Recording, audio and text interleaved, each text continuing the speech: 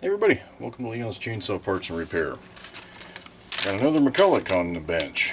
I don't know how I keep getting into these things other than videos go up and guys see them and see them running right, and yeah, I don't know.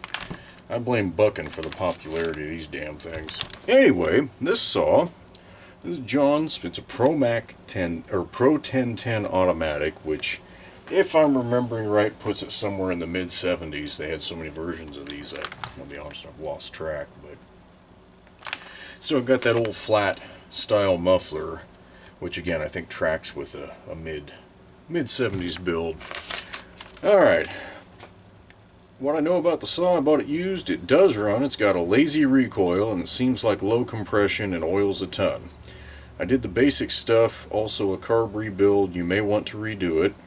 Seems to load up when using it. Can't get the carb right. If you could go through the saw and see what you come up with, thanks. Okay.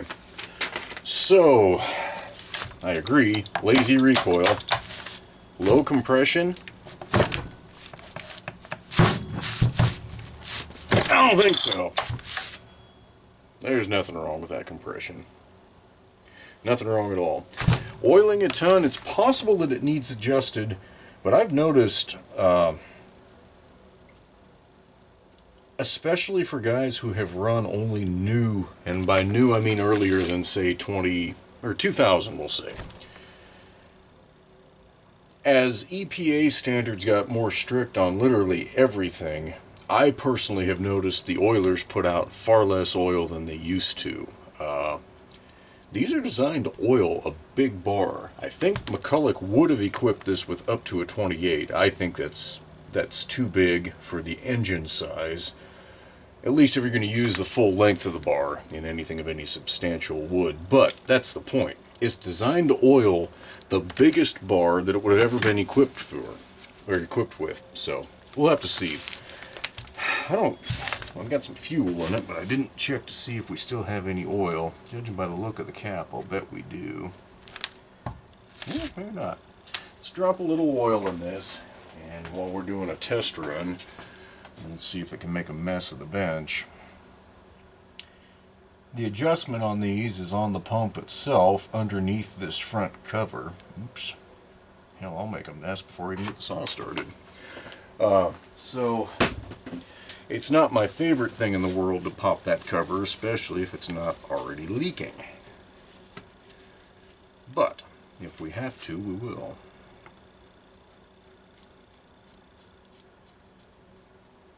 Okay. Let's see if we can get this. Oh, I've taken the chain brake off, and I did peek under the hood here, so to speak. I doubt very much that the camera will be able to pick it up, but try to look at the back of the carburetor. See if I can one-hand this right in there. See how close that diaphragm nub is to the cover. I'm guessing that it's sitting open. I'm guessing if I pressure test this carb, it's going to be leaking past that needle, and that's probably why it's loading up. But that's only a guess at this point. Let's see where she's at. There's... Well, that's interesting. The low side was 2.5 turns open. That's a little more than I would expect. I'm going to go to 1.5, which ought to be more than enough. We'll see where the high is. The high was at 1. That I'd expect. That low side, that seems way too rich. So let's see if I can hold this thing down and get it to go.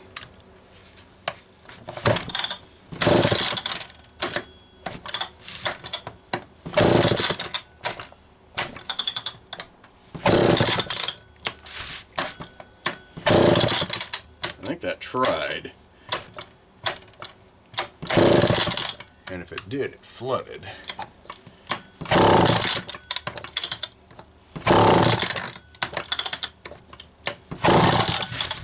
Doesn't feel quite... Oh, how many times can I do that? It's so getting old.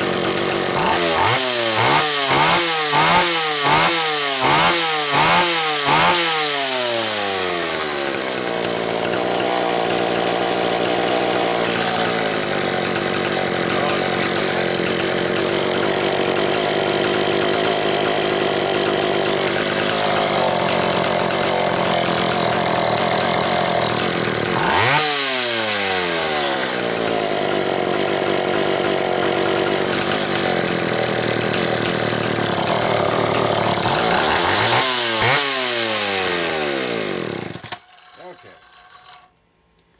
She's not in bad shape, but I do believe a set of crank seals are going to get installed. Mainly because I don't think you can buy just the one. I think everybody's selling them in a kit right now. So I heard that one tilt onto its side, it went up what sounded like a good 400 or 500 RPM, at least to my ear. That amount of oil, that's normal. That's really honestly the way it should be. So yeah, we can talk about that. Recoil, I think, just needs a new rope rewound and get all the gunk cleaned out of it. I am going to open that carburetor up and check that nub, or check the height of that inlet lever, because that is so close right now. But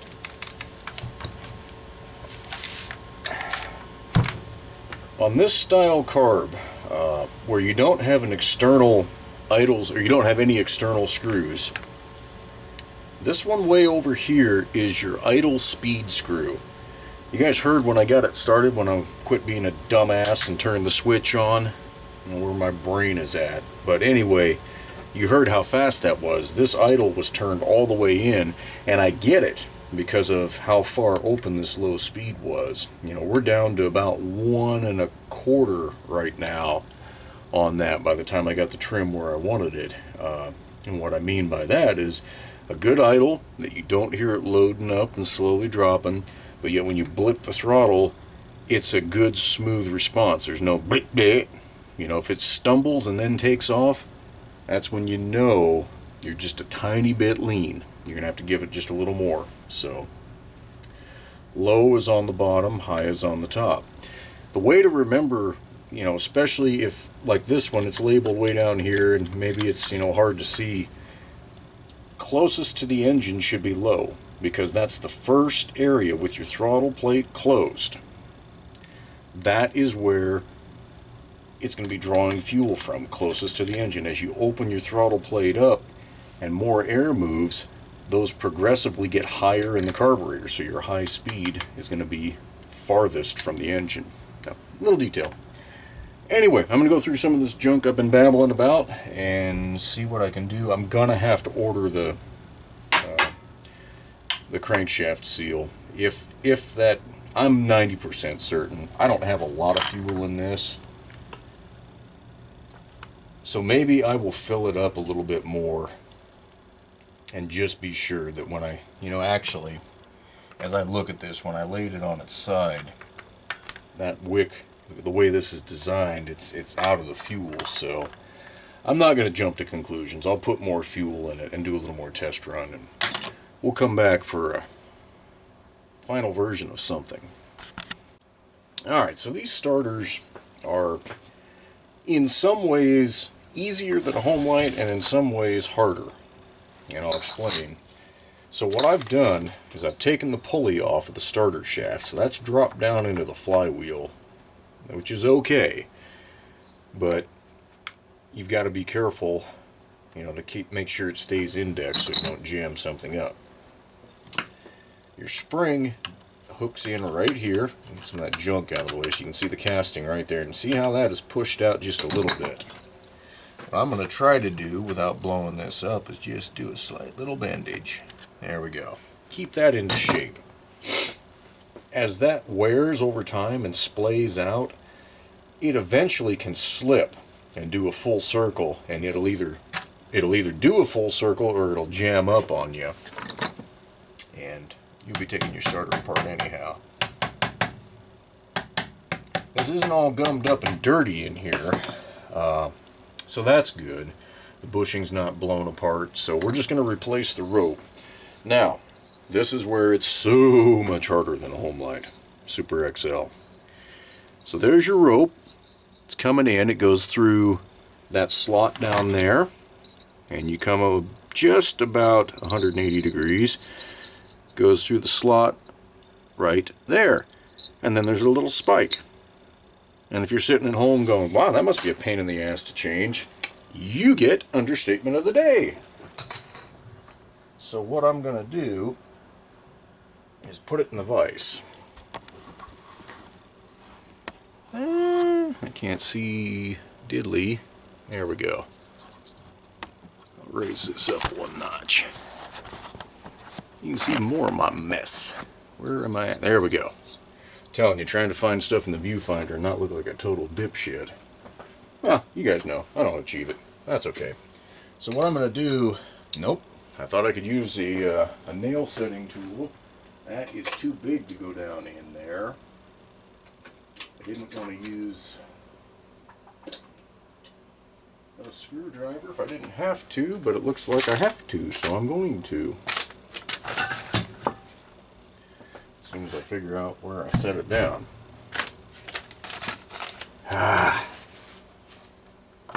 Fun and games, folks, let me tell you, fun and games. Actually, dummy, doesn't belong in there. So I'm just going to catch the edge of that spike, and I'm going to try to tap it out without losing it. And it is starting to come out. You don't want to put this thing in the vise so tight you damage it, which means you got to tap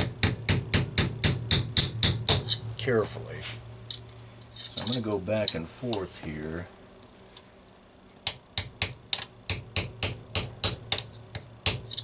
I'm trying to loosen that. Yeah, it's starting to loosen up. I can actually wiggle it by hand now. Let me spin that camera back around, get us back at the right vantage point.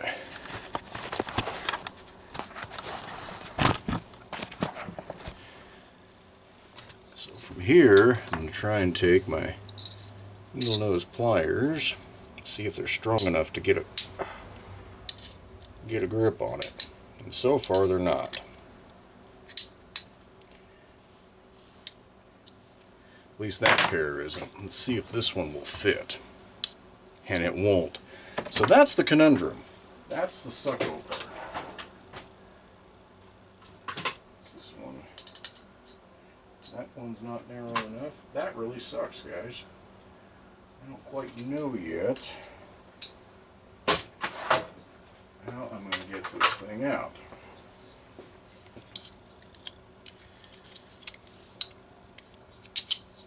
There's not enough on it to really do a hell of a lot of prying like I'm trying to do.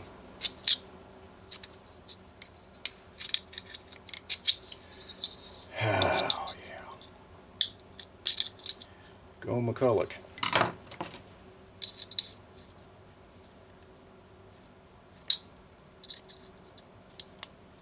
I'm sure they save some production costs doing it this way. This pulley is lightweight as can be.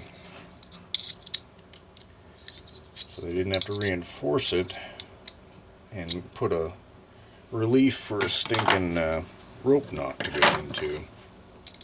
So, yeah. Like I said, go McCulloch. Alright, I'm not burning any more freaking time on the camera doing this. You know what I'm going to be doing. Eventually it'll come out. I don't know enough of these damn things, but I finally remembered one method that's worked before, and that's to push it, drive it out of the first loop, and then loosen it up, and you can actually just pull it out with that little pin still in place. Again, with the right pair of pliers that'll actually grab. Which I still don't have, and I'm really getting sick and tired of this. There we go. Figures it takes a 50-year-old set of pliers. The Utica Tools USA. And that's what that little stop pin looks like. So you actually got to drive it into the rope before you reset it. Say it's probably been years since I've replaced one of these ropes on one of these saws, so yeah. Then you can pull the thing out. So I'm going to go to my magic ball of rope over here. And where am I? There we go. Tell you guys, if you do very many of these saws, it pays to just keep some spools of the common sizes on hand.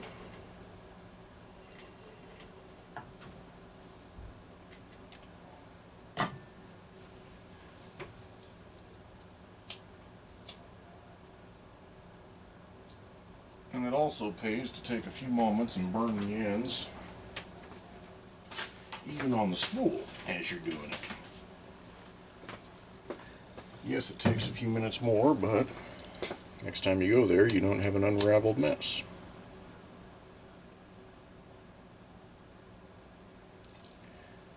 Okay, that's the one I'm going to feed in, so I want a nice, good point on it.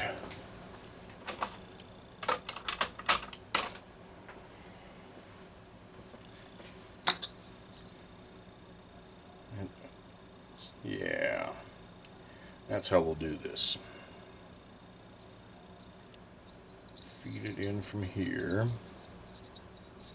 Amazing how much better a new rope fits. So amazing.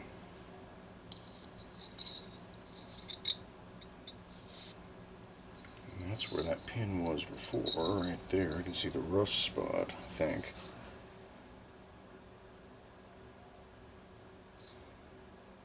Or am I off?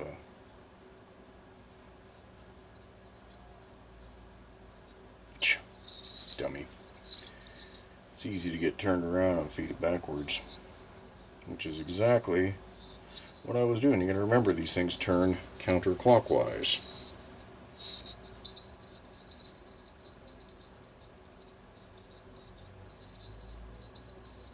Okay.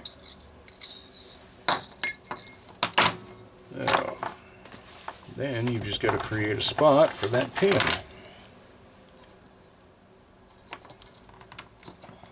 You really shouldn't be cutting any of the braid here as you do this. You should be pushing them one side or the other primarily. You also want to try and avoid putting it into your own hand. That pin is pretty big around, so I'm going to stretch this as much as I possibly can and try and keep it easy on myself. And I don't know that I succeeded all that well. I'm not 100% convinced that this is shit, an original piece of what was in here.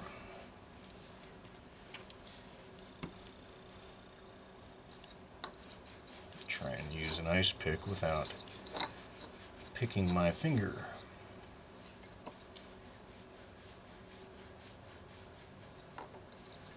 And yes, what I was just doing there was just asking to get stabbed, but it is what it is. And there's another ancient tool. Got that out of my dad's stuff when going through that after he passed away. Merced Ice and Cold Storage Company. I guarantee that doesn't exist anymore. At least that company. Merced is under, or was, in danger of being flooded. I don't know, I haven't checked for a couple days.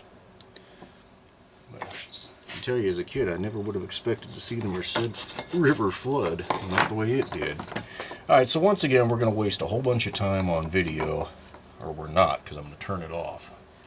Say, the way McCulloch did stuff, I just don't like it. I'm a home light guy. That just makes more sense. This would be so unnecessary with just a simple redesign of the pulley so that you could put a damn knot in it like just about everybody else on the planet chose to do. But again, I think this has been replaced and this is bigger than what was there.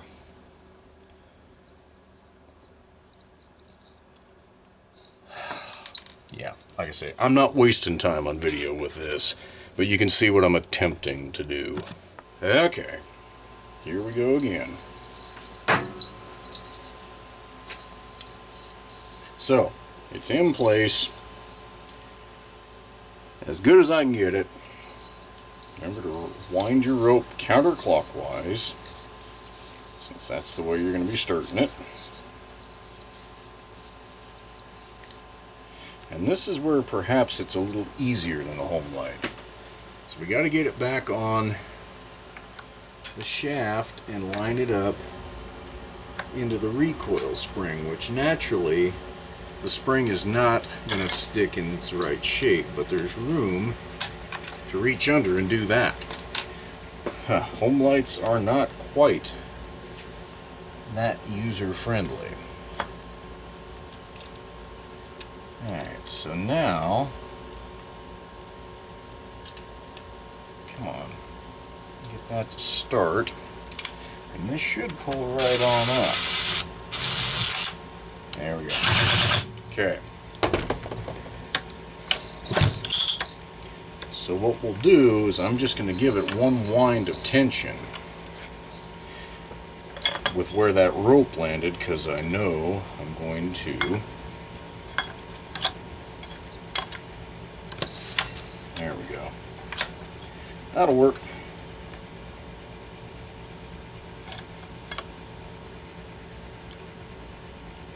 The washer's still down in there, so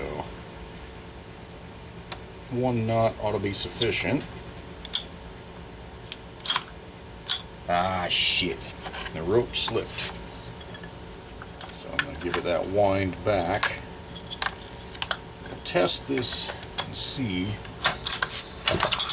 That's a good tight pull. Alright. And then at that point you can put your screws back in as soon as you find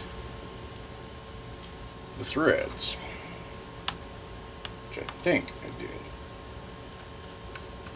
did. Okay, there we go. So yeah, that was a lot of bumbling and a lot of cussing, but at least that is a rough idea of what you're going to be facing doing a starter rope on one of these. Okay, I've pressure tested the carb. It is fine, and once I got it off the saw, I could see it's a small gap, but there is a bit of a gap there. Recoil's in good shape at this point. Let's see if she'll restart and not be a pain.